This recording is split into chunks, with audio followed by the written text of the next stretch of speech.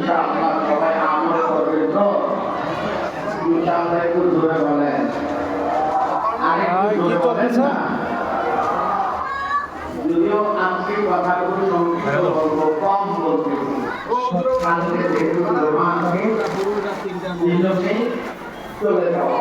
যদি জমা না থাকতে তাহলে ডাক্তার আমাদের লম্বা কথা বলবো।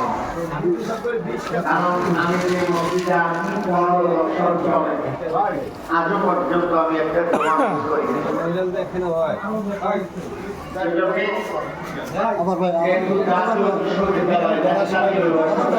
কাজ চলমান, কাজ চলমান। হ্যাঁ, কাজ করো, কাজ করো। না না, লাইভ না। এই জন্যই জমা মিস করা যায়।